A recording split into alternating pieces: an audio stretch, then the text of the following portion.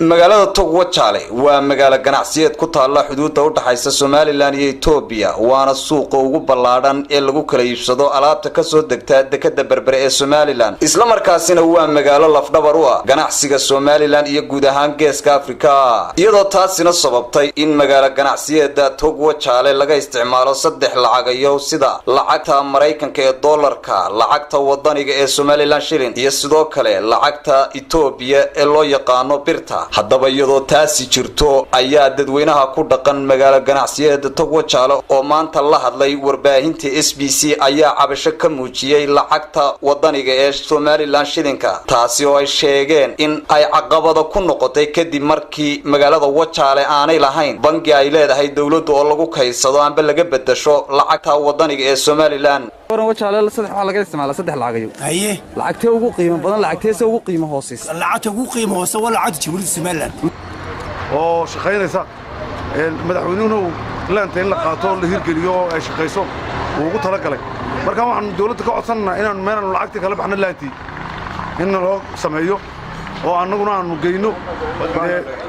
bangi baan u baahanahay ay dawladdu noo samayso maadaama nahay magaalada ganacsi ku hadlay afka ganacsatada degmada Tog-Wajaale waxaan halkan ka cadeynaynaa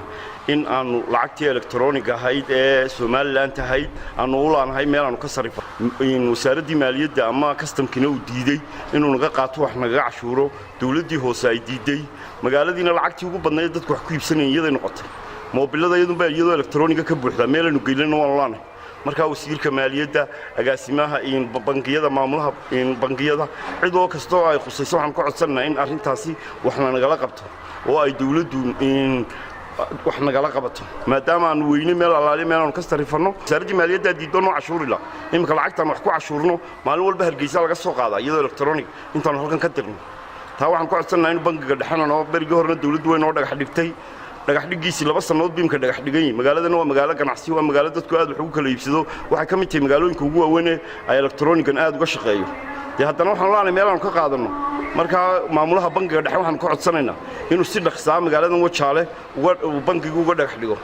ama uu amar ku soo siiyo cidii khusaysadda ee lacagtan ugu tala galay inay qaadato oo ay wasaaradda maaliyaddu naga qaato oo dawladda hoose naga qaato waxba kuma cashuur karayna baaji lacagtii meel aan kala baxno ma hayno marka waxaan u baahanay iyo bagni xukuumadda Somaliland ayaa hore u dhagax dhigtay banka Somaliland laanta degmada Tog-Wajaale waxaana hadallada maalintii la dhagax dhigay bankaasi laga jeediyay kamid ahaa wakiilkoo gudoomiye ku-xigaan dhagax dhigay laantii waa sharaf weyn iyo munaasabad weyn baadna uu u baahan yahay iyaguna baanka way u baahan yihiin Wajaale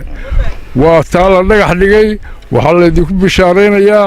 inuu degdeg idinku imanaya laakiin mid baan idinku dardaarayaa waxa weeye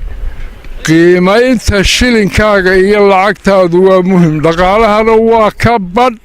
inaad lacagtiina aamintaan oo isticmaashaan shilinka Somaliland insha Allah tacaala degdeg baa loo dhisi doonaa si kastaba ha ahaatee bangiga loo dhagax dhigay magaalo ganacsiyeedda Tog-Wajaale ayaan ilaa hadda aanay fulin xukuumad iyadoo welina ay dadweynuhu u dhagtaagayaan halka ay ku dambeyn doonto arintaasi waa Sikriye Nuux Ibrahim warbaahinta SBC magaalada Tog-Wajaale